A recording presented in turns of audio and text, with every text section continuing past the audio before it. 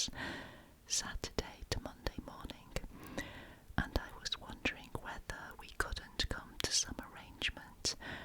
I like this place," he added lamely. The landlady was not being very helpful. She looked at him for a minute or two. "Yes," she said again. "Well now," there was a shade of impatience in his voice, "what are your terms?" As if she had been waiting to make quite sure that he was in earnest, the woman became a little more communicative. Her name, it appeared, was Mrs. Palethorpe. They arranged that he should have a room to the front at the top of the house overlooking the road. Yes, she understood that he was after quiet and rest. She assured him that it would be quiet. There was hardly any traffic on the road, and none at night. He would have his meals brought up to him. Would he like to see the room? It was light and airy and looked across the road over a pleasant vista of wood and meadow. It was furnished with dressing table and washstand to match, 2 heavy dining room chairs upholstered in faded moss green plush, and an immense mahogany commode crowned with an empty carafe upon a mat of crochet in high relief. The pattern of the linoleum was even more astonishing than that of the wallpaper. It suited John, however, and the following Saturday afternoon found him exploring the place in the sunlight. The village was pleasant without being picturesque, and only a chimney here or a patch of stonework there hinted at its antiquity. There were prehistoric remains of some sort in the meadow beyond the church, but these he decided would keep until Sunday before he examined them. In the meantime, the sun was low, and the breeze had freshened into a decidedly chilly wind. He would return to the inn. Outside he paused to examine it. It was uncompromisingly square in outline, and the shallow windows and mean proportions of sill and doorway seemed to emphasize its bareness. On the other side of the road stood the sign, as if trying to dissociate itself from the house. The road itself seemed to twist past the house with an air of haste, and plunged down the hill in an abrupt curve, hiding itself between thick hawthorn hedges until it reached the calmer levels below. Above the roof sloped steeply upwards, black against the sunset, surmounted by 2 chimney stacks with pots of different heights, like irregular teeth. And with a slight shock, John was aware of a resemblance between the house and its mistress, Mrs. Palethorpe. Both had that blankly disinterested expression and that power of altering their appearance according to their mood. At this moment the Fernahon Arms was chilly, and looked it. How different from the bland invitation it had given him on its first arrival. That evening he sat in the bar with the gamekeeper from the big house, a couple of farm labourers and an old-age pensioner in a corduroy suit. He learned quite a lot about the Fernahon Arms. As he had suspected, it had not always been a public house. In the happy days before the war,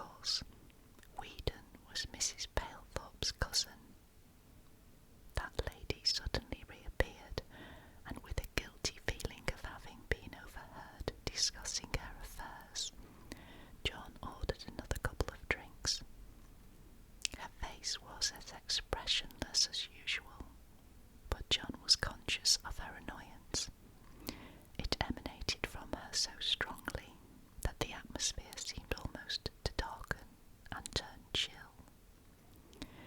She turned her back and began to add figures in an account book. Conversation stopped except for a few unintelligible noises from the labourers.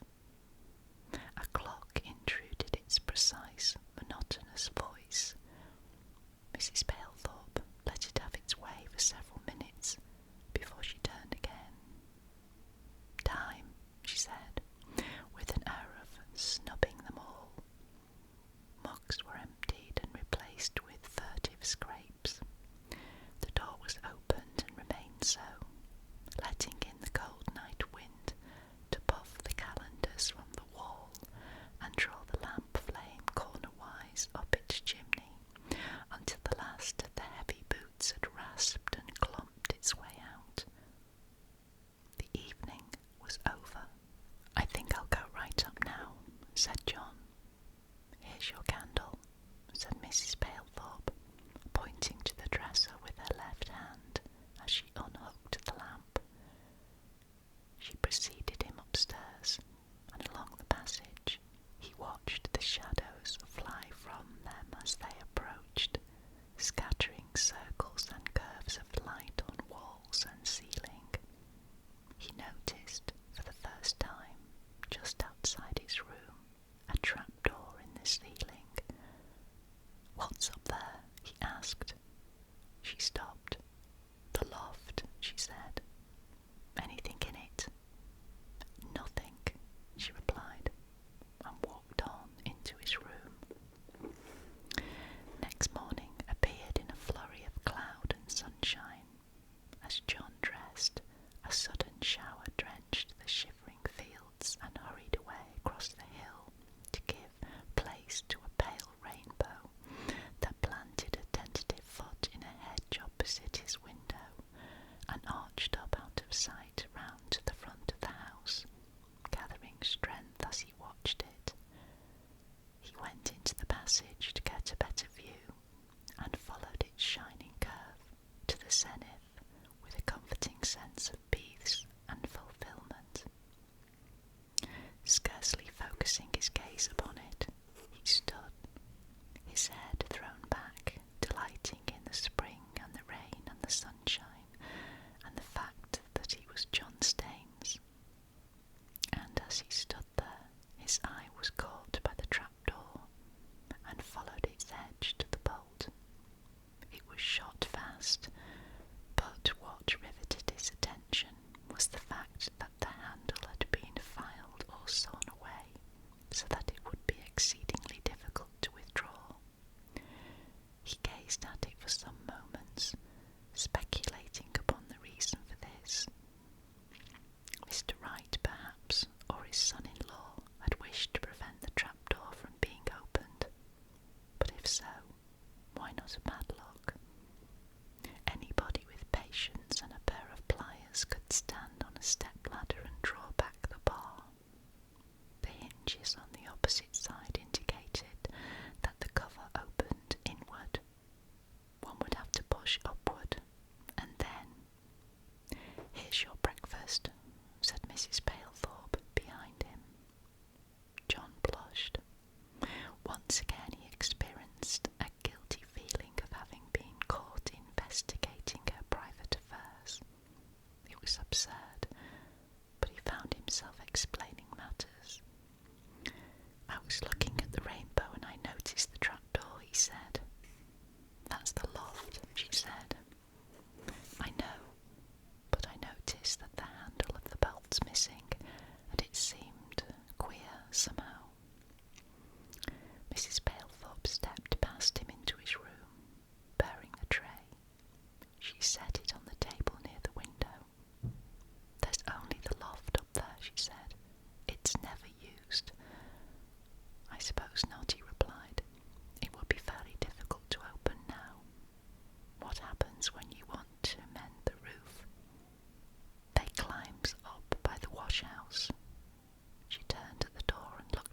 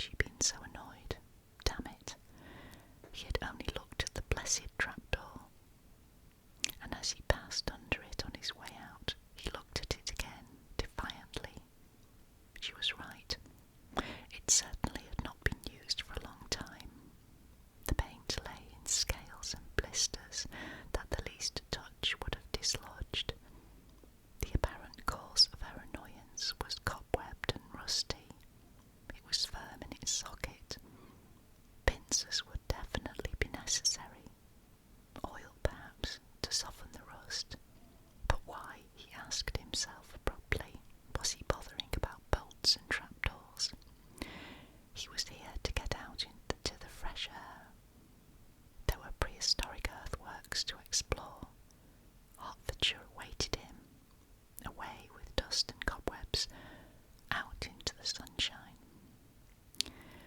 On his return to the bar that evening, he was greeted as an old acquaintance by the pensioner, who took up the conversation at exactly the point where he had left off the previous day.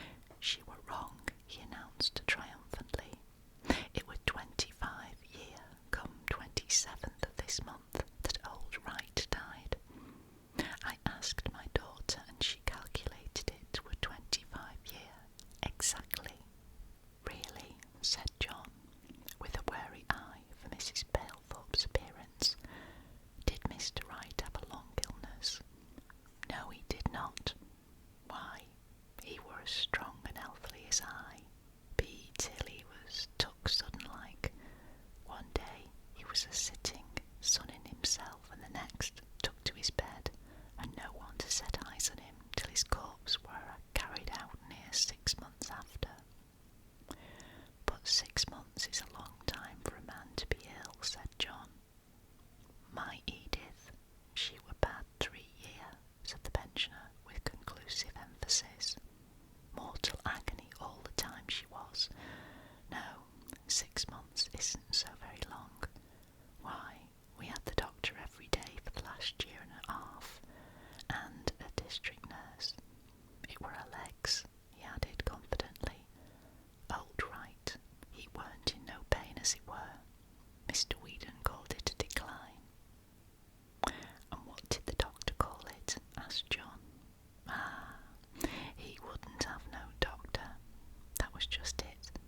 Many's the time Mr. Whedon, he would come and tell us how he'd begged on his bended knee to have the doctor, but old Wright, he was stubborn, he was.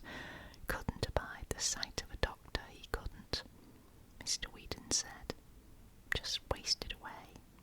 His coffin was as light as light, just wasted right away. He were a cross-grained old chap, he were, and a tongue on him, always creating about something or other, he were." At this point, Mrs. Palethorpe returned to the bar. The pensioner turned a bright eye on her. "This young gentleman was asking about old Wright's illness," he remarked, to John's embarrassment. "I said he just wasted away, right away.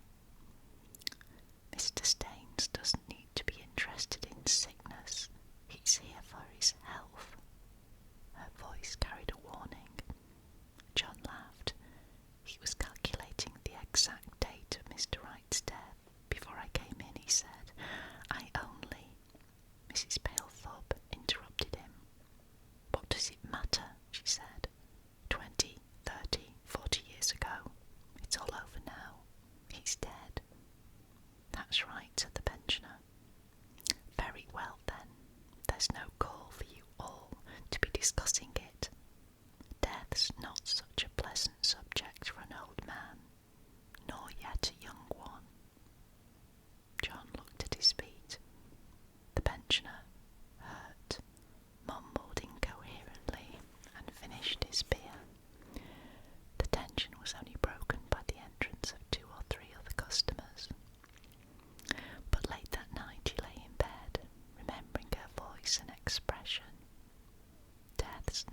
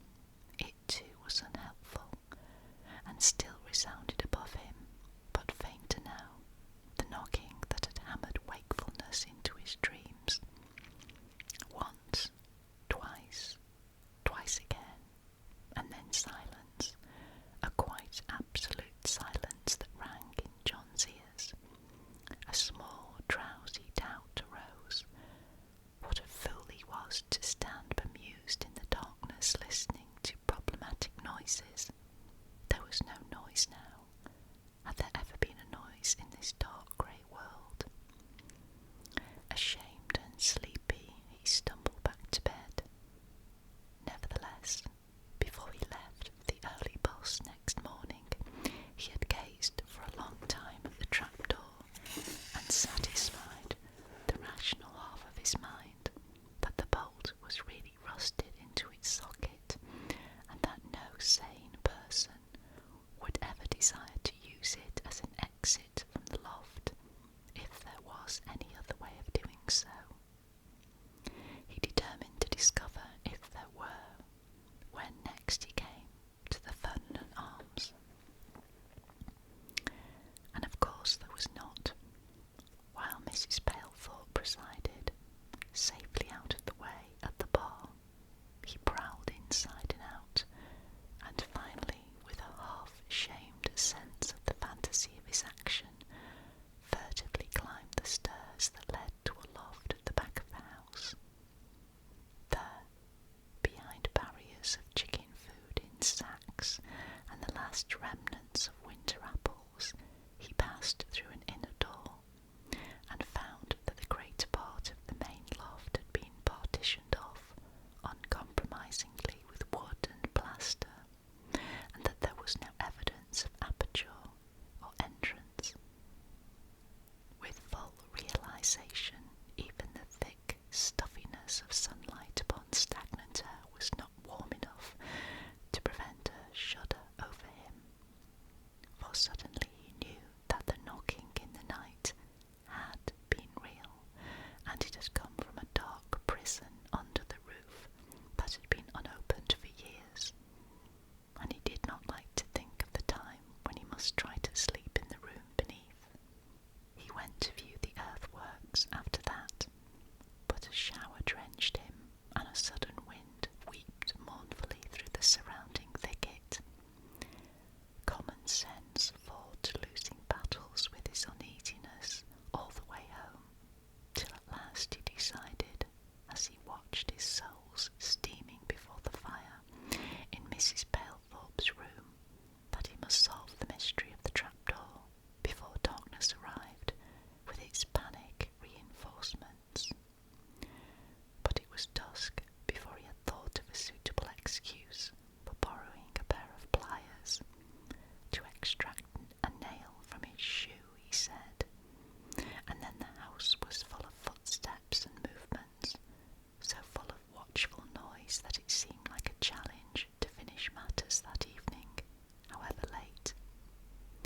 He waited, therefore, until the bar was open, and even loitered over a half-pint after his supper, in company with the pensioner and one or two men from the farms.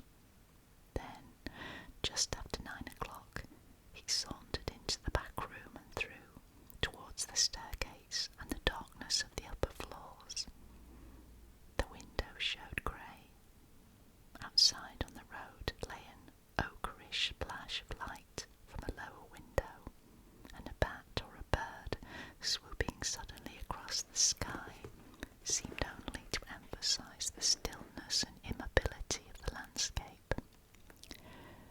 Very faintly came a murmur from the bar. Up here, the quiet silence lay like midnight along the walls, but a night tense with storm. Quietly and not without a tingling of half-frightened excitement, John brought a chair from his room and placed it in the passage below the trapdoor. Standing on it, he discovered that he could easily reach the bolt, but it would be tiring to work on it above his head. He listened. There was no other sound save the distant, intermittent noise of voices in the bar. He was quite alone up here, with little fear of interruption. Emboldened, he put back at the chair and with infinite precaution edged the heavy commode across the linoleum. When he stood on it, his shoulders were thrust against the ceiling with his head bowed like a caryatid's. He flashed a pocket torch and began to twist the rusty bolt with his was very stiff. The grind of metal on metal sent little rustling tremors across the wood. Flakes of long dried paint fell and spun round in the thick air, and queer reverberations echoed from within the loft.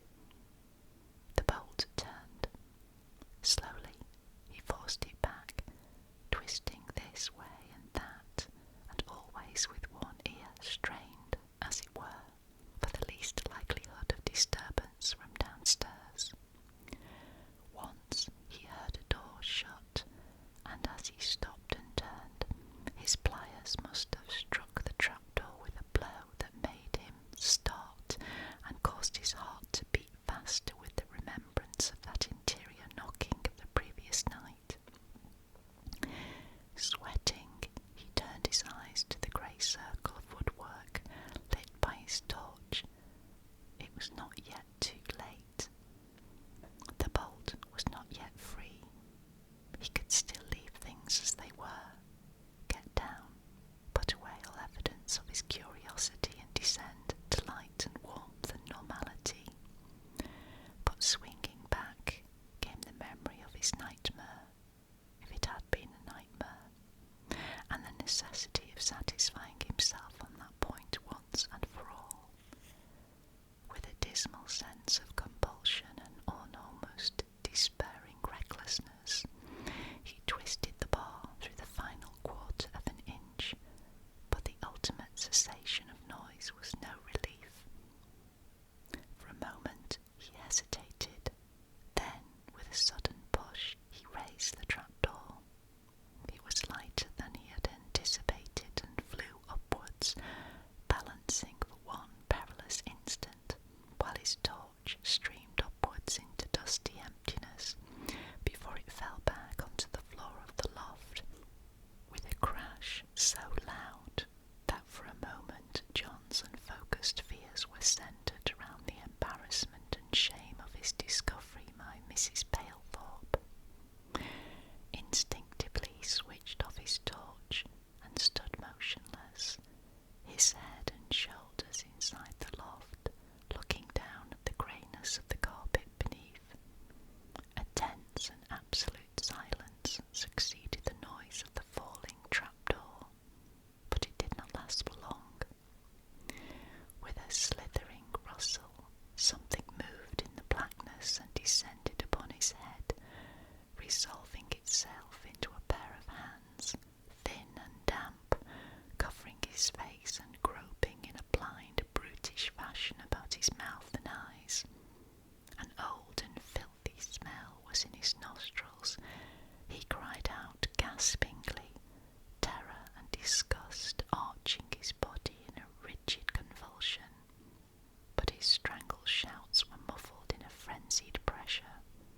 Weakly, he sagged and fell clumsily to the ground.